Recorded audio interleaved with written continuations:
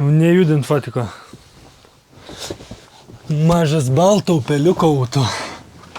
Taip. O, štai ir mes.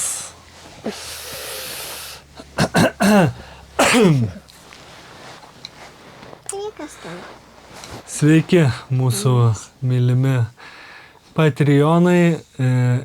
Pirmas mūsų to ekskliuzyvinio turinio vienetas ir matyt toks jau bus tikrai ekskliuzyvinis šį kartą. Dienoraštinis. Tikrai ypatingas, mes... Kaip sako pėjukai mes...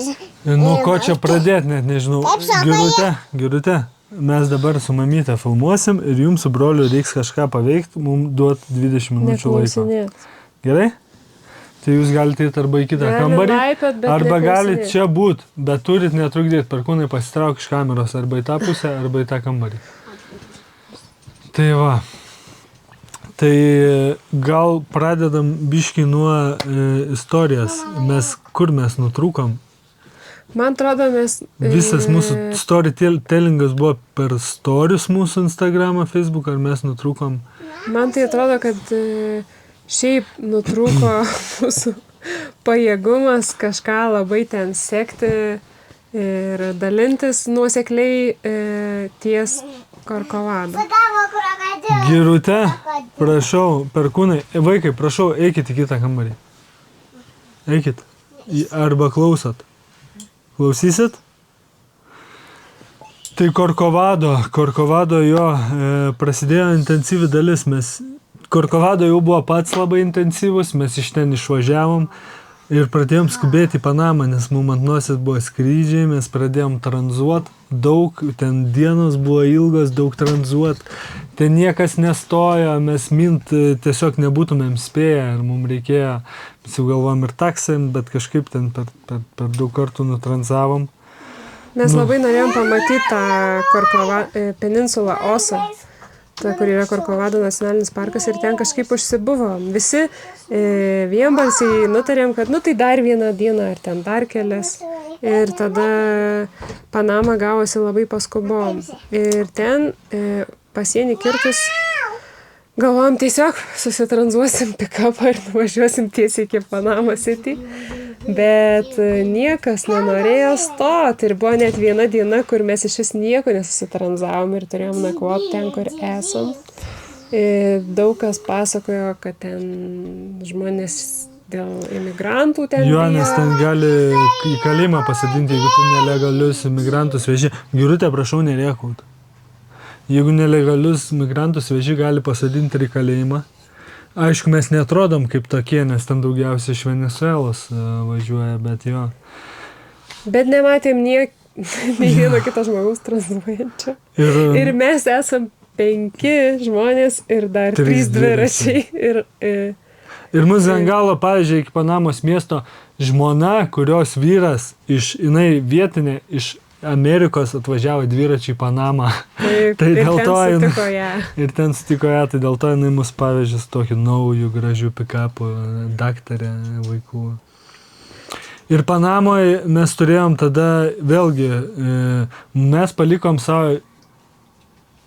Dabar montuoja epizodą, ar jau buvo tas epizodas? Ne, dabar montuoja epizodą, jau greit pamatysit. Mes palikom savo šiltus daiktus pas Gabrielę. Tai yra miegmaišiai, pukinės striukės. Vežimėlis mūsų. Jo, tas maisto vežimėlis. Daug daiktų, dronas.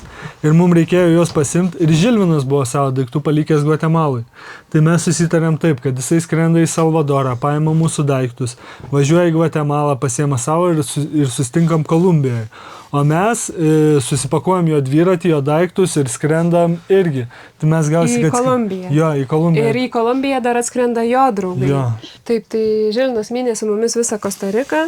Mes šiek tiek bandėm pristaikyti prie jo tempo, jis prie mūsų. Tai man tai buvo daug ir greitai ir tropikų pabaiga, kur jau ir taip ten 3,5 mėnesio važiavimo karštį ir pelėsį. Dar ne pabaiga, dar bus tų tropikų, dar mes net pusiaujo nepasime. To etapo pabaiga. Ir mes visi galiausiai susitikome Bogotoj, Liepos vidury.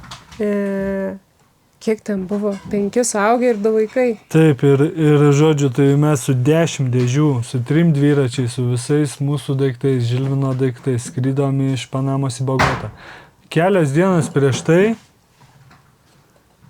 Panamoj, žodžiu... Prieš paskutinę dieną, prieš skrydį. Prieš paskutinę dieną mes ten buvom apsistoję, susirinkinėjom dėžės, viską.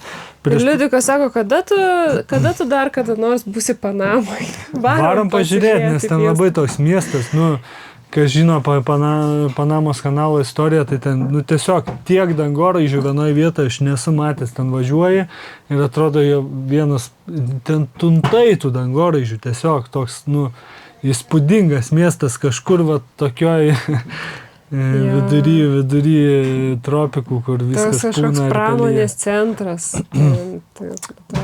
Ir mes išvažiavam pasivažinėti, vaikščiom miesto centre. Dar ne pabaiga, serijos tęsinys yra mūsų Patreon paskyroje. Pilną vaizdo įrašą ir kitą ypatingą kelionės medžiagą skirtą tik mūsų prenumeratoriams rasite nuorodoje apačioje vaizdo įrašo aprašyme.